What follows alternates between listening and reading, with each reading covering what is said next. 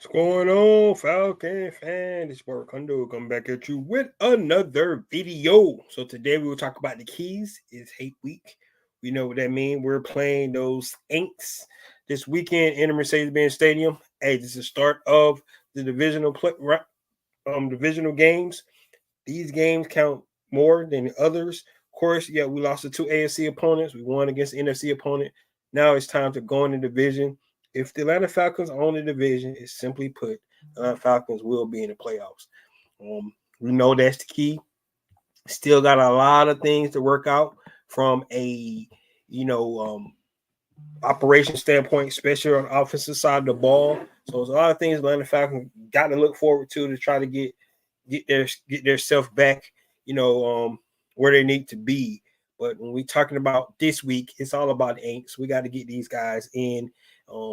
We got to get that bitter taste out of their mouth. We know the last time we played this team, Arthur Smith got into it with the head coach because remember, Jameis Winston decided to get a touchdown for one of his players when the game was essentially over. Everybody was in the kneel down position, and he decided to run the ball in. Just adding to the nastiness of this rivalry. This rivalry been going along for years, guys. And back in the day when these teams were part of NFC West, the Falcons and the Aints wasn't really good, right? We was in the same division with the 49ers. That's why, I like the 49ers so much because, they was in our division. That's why I like Joe Montana, one of my favorite players that play the game.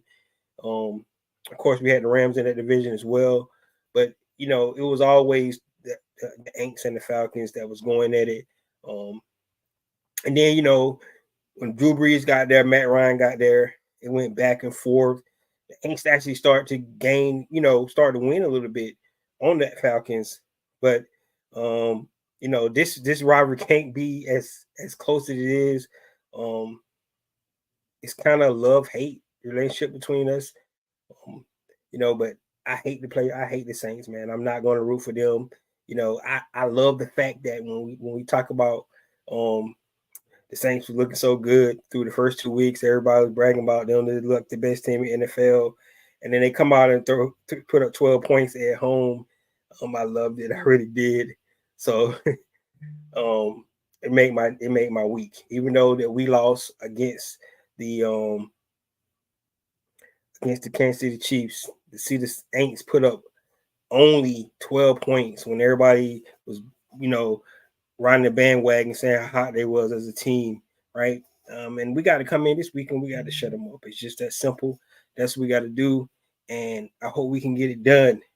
And if we can go off some of these keys that I believe that Atlanta Falcons can take advantage of, I think they can get it done. So, guys, with that being said, if you have not already, go ahead and please subscribe to the channel.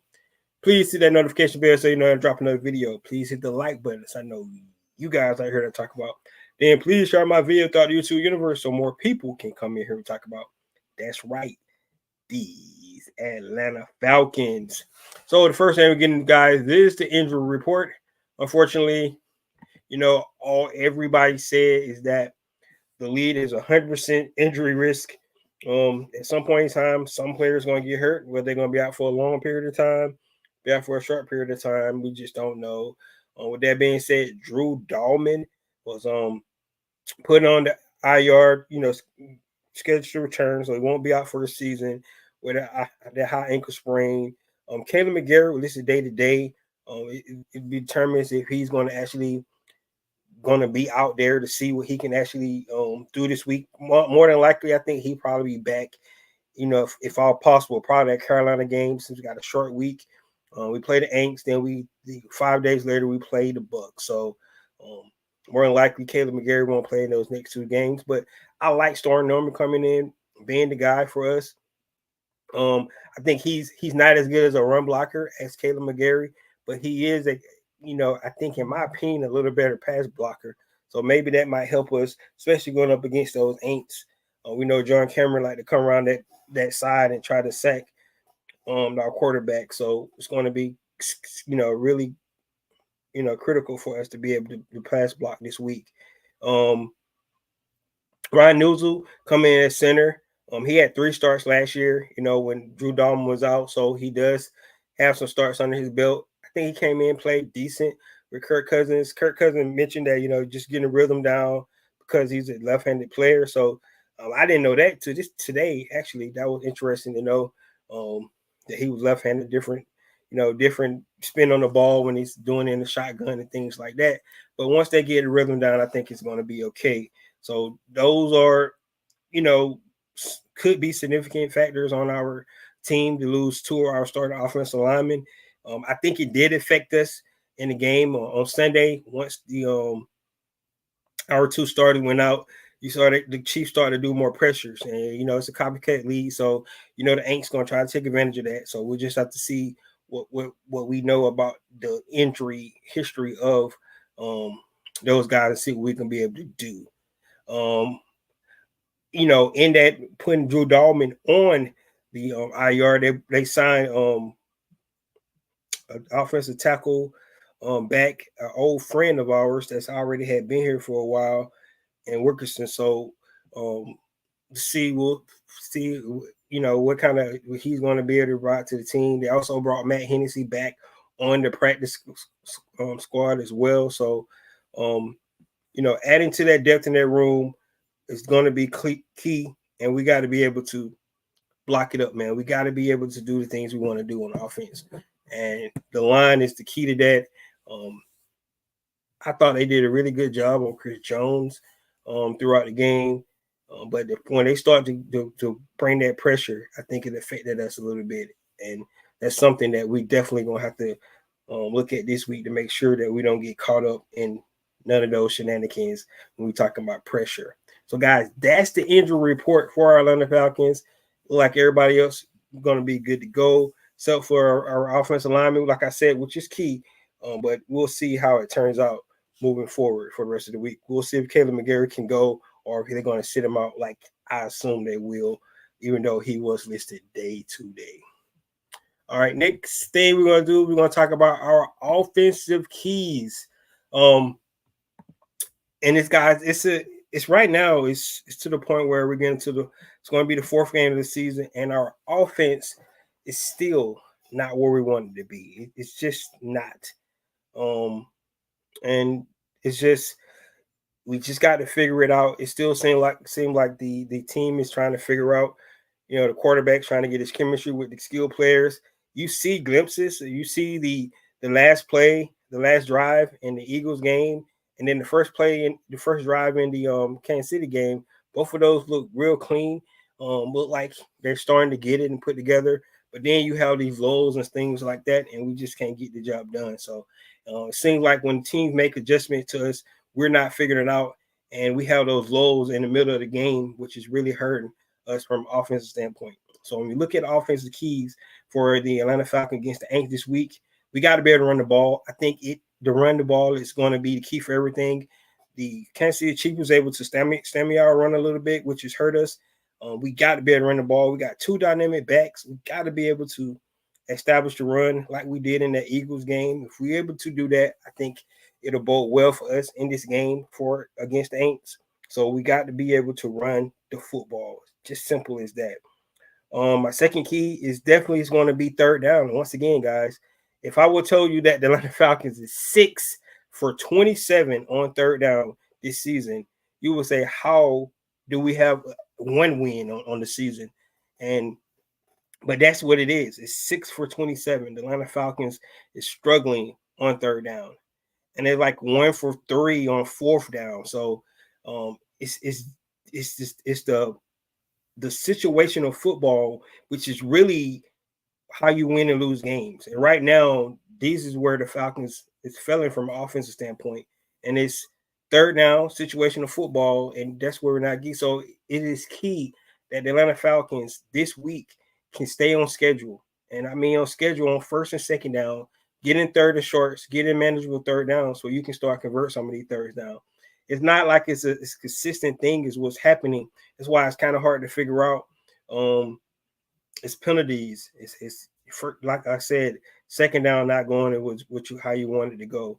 The play calling, like a drop here, or a miss throw here, or misread.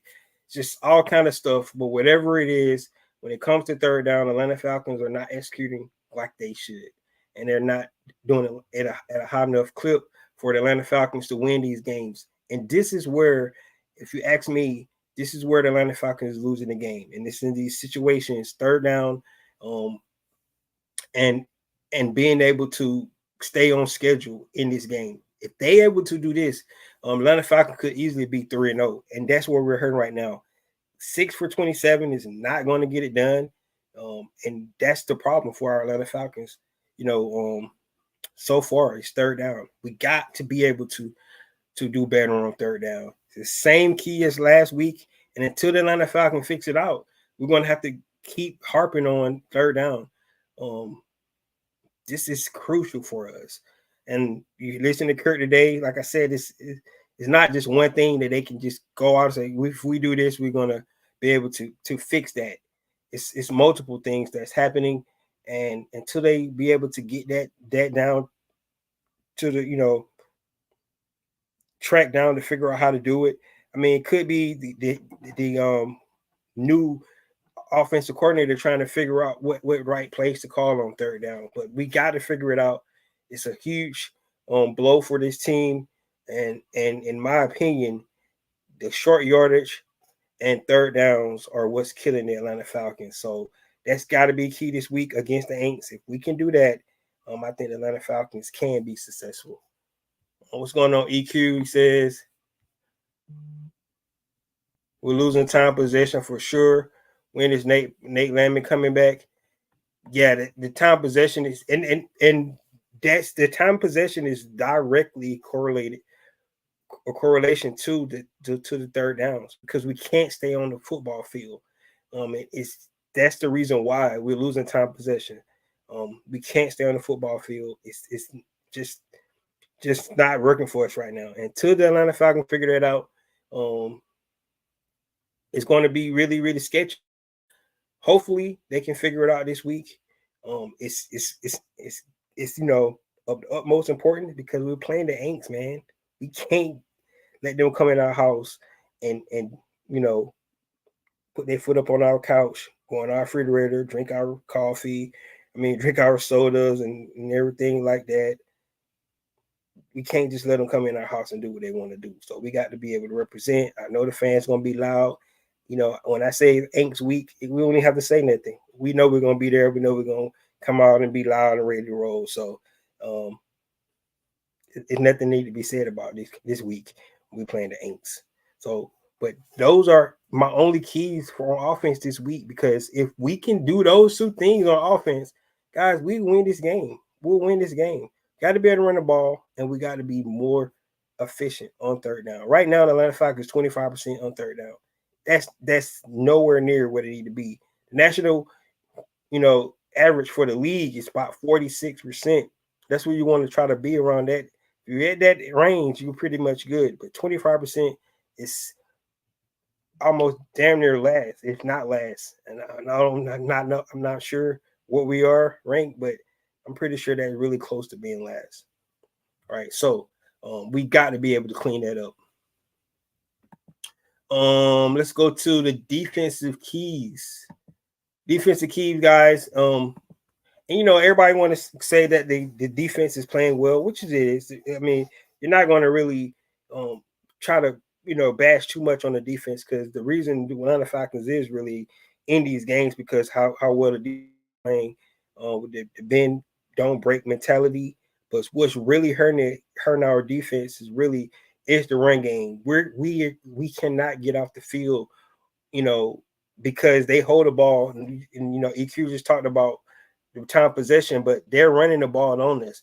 Yes, we're holding up in the red zone. We're holding up in those key situational moments on the red zone, and holding the field goals, and getting off the field on some third downs. But the biggest problem for the Atlanta Falcons is the run game. And I like the way Justin Simmons and Jesse Bates put it. It's leaky. The run is real leaky right now.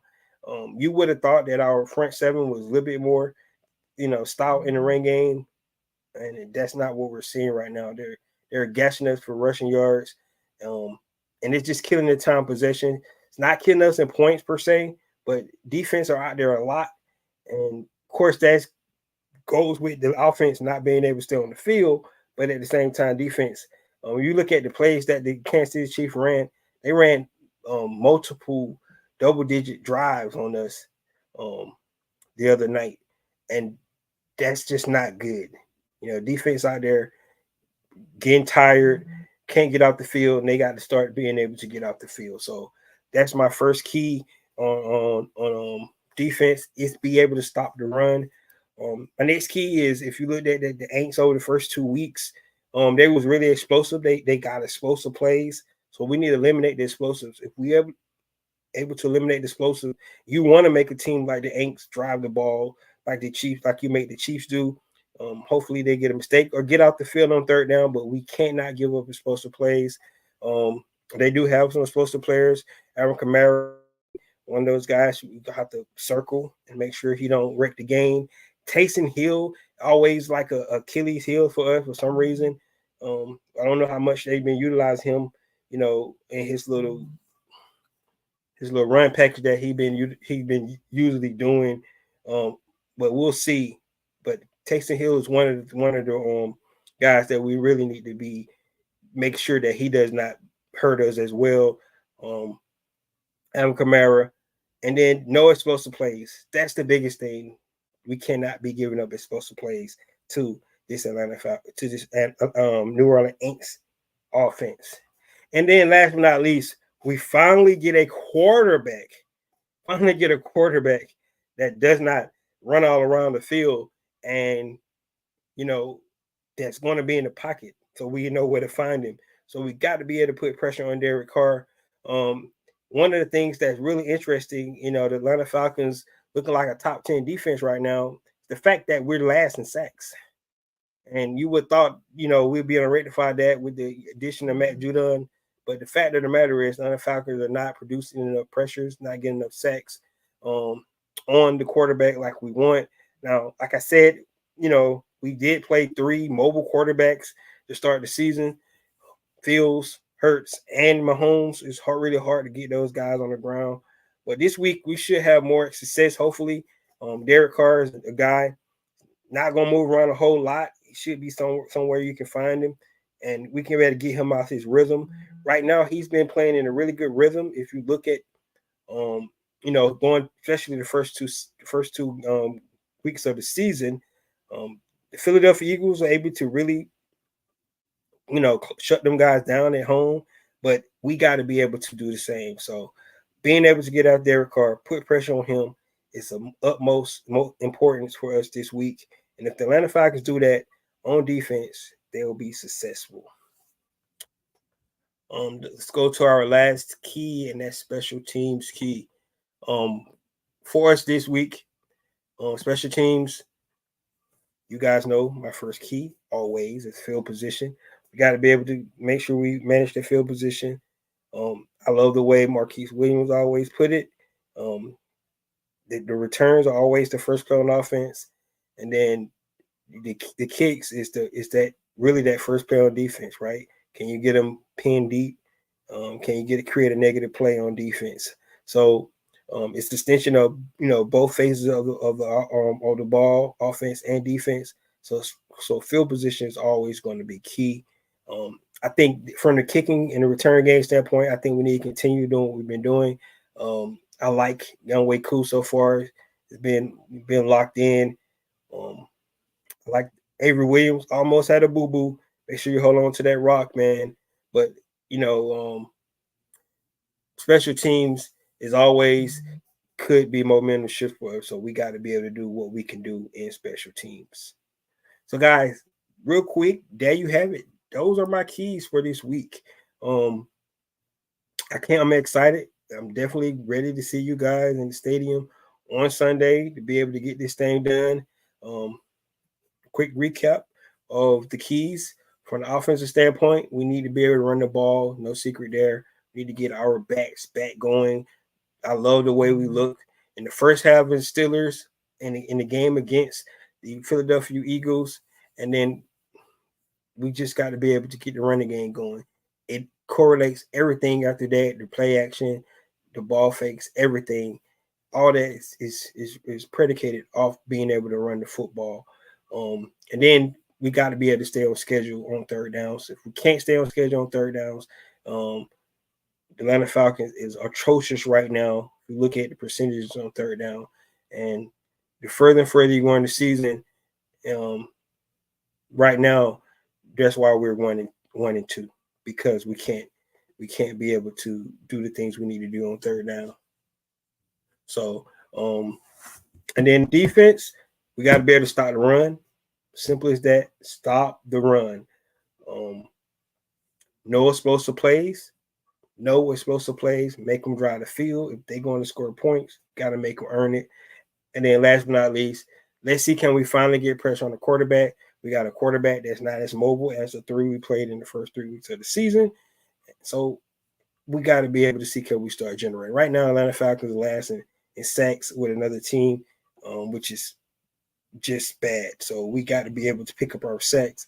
Brought in Matthew Judon. He has played well, but it's still not producing the level of pressure we want to be able to produce on the quarterbacks. Guys, it's really not a whole lot to say about this week. Right? It's simple. It's hate week. And the Falcons going to be in their red helmets, throwback. It's the Ain'ts, man. That's all you got to say. You don't have to say anything else. When we talk about it, we're like, who the Falcons playing this week? New Orleans. Oh, nothing else said. We know what that's all about. That's how it is, man. We playing the Ain'ts. So let's get in. Let's be loud. Let's represent. And let's see, can we finally get our first home win in the stadium this week against the New Orleans Ain'ts. That's all I have, guys. Thank you guys for tuning in to the show today. Please leave your comments, likes. Make sure you share my video throughout the YouTube universe. More people come in to hear me talk about these Atlanta Falcons. Peace.